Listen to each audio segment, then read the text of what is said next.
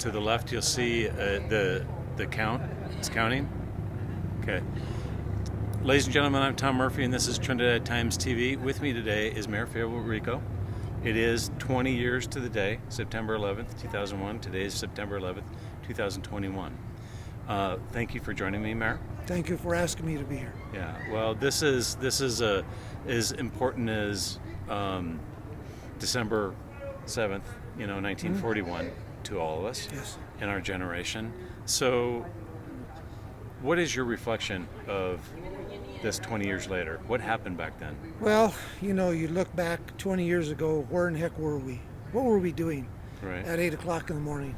I remember specifically what I was doing. I was still working at a job, but it was my day off. I was fortunate that I had my day off. Mm-hmm. Get up and I was having a cup of coffee. And all of a sudden, this thing pops up on the television. And it was like, is this for real? And I was mesmerized as to what was happening. It was like, and I couldn't believe it. It was like disbelief as to everything that was going on. And it's as the moments went on, it just got more real and more real and more real. And it got me angry to see what was happening. It got me not angry, but just plain PO, put it that way. Sure. Because we knew that we were being attacked on our own soil. People were dying. You could see the firefighters, the EMS people. They were all trying to rush in to try to save people. You had people running away, but yet we had the firefighters, the EMS people that were rushing to the Twin Towers to try to save people that were trapped. Right. So those are the things that you remember. Like I said earlier in my remarks, I remember seeing people with the firefighters with dust on their faces. I remember seeing firefighters sitting there just with their heads down. They were probably crying because they had just lost probably some of the firefighters that were their friends. Right. So those are the type of things that I remember, and then everything else that evolved as to who attacked us, and it just I guess the anger across the country just began to increase more and more so as the day went on. And like I said, and here we are. Every year we try to remember what goes on or what went on. And today, it was a wonderful day, even though it was a day to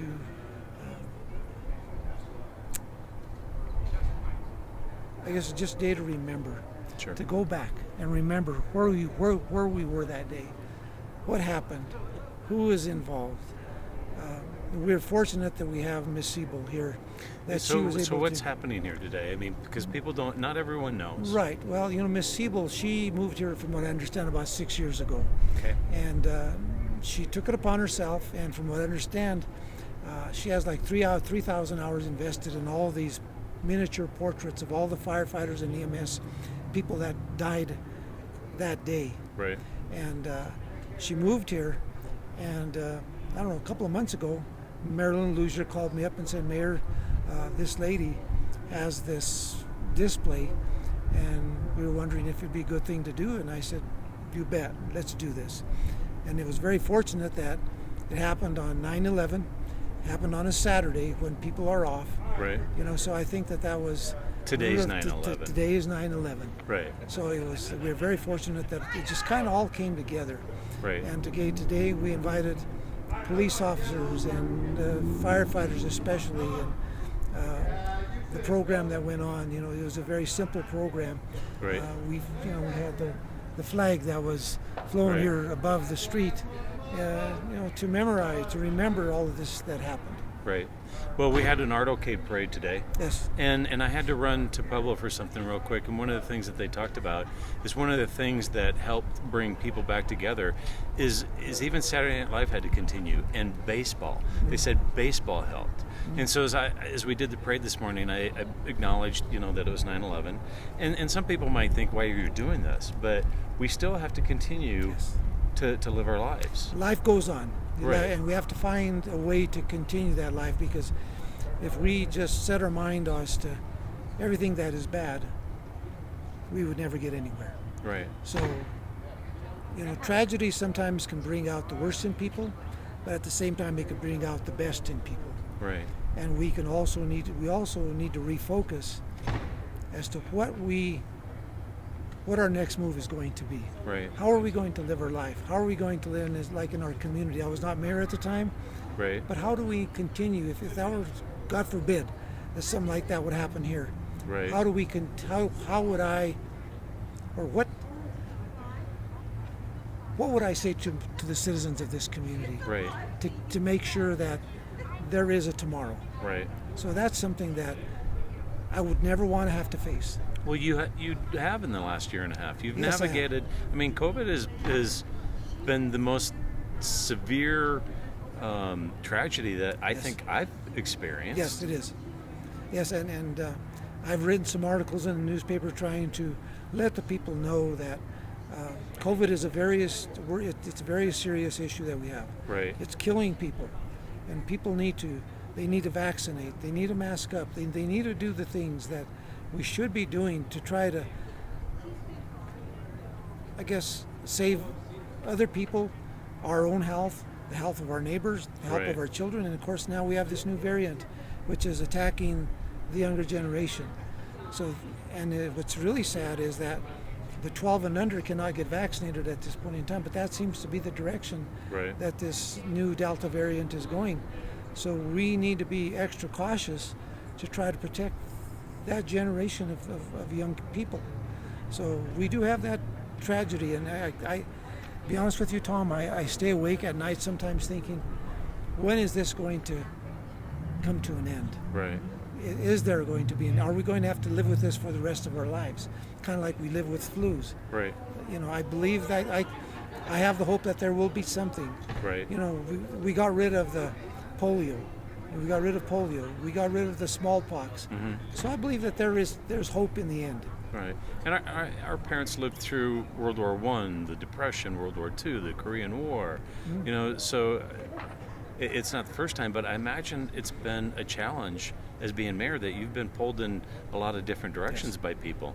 It is. You get a lot of different opinions on this COVID, and you get people that talk to us about what happened on 1/6 of this year, and Sure. you know you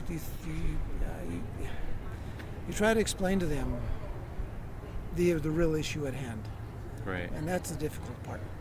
But I think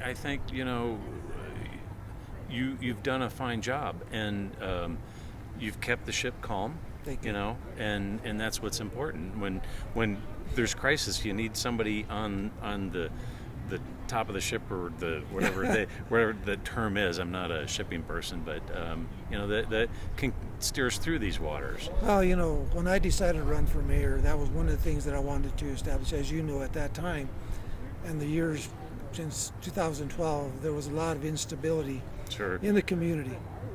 And I just felt like I could do something to try to bring some stability back to the community. Right. Wanted to the community, to city council. The other thing I wanted to do is to raise awareness at the state level that Trinidad is a part of Colorado. Right. And those are the two things that I really wanted to do. Well. And I think those two things are very important. Leadership's important. Yeah. So the last thing, what exactly is going to happen with this? It's going to be here for a while. Is it possible it's going to be permanent?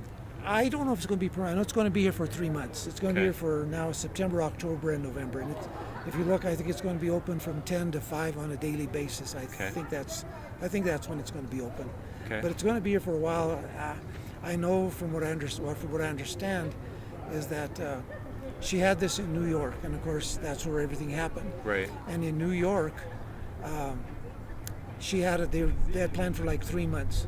Mm-hmm. From my understanding, it ended up being there for 10 months because it was so popular. Right. She's had it in other places, and I don't know, what length of time it was there. Mm-hmm. But I believe that, and I talked to her today, and they're trying to get the word out to other fire departments across the state and other states that Right. this is here to come and see this display.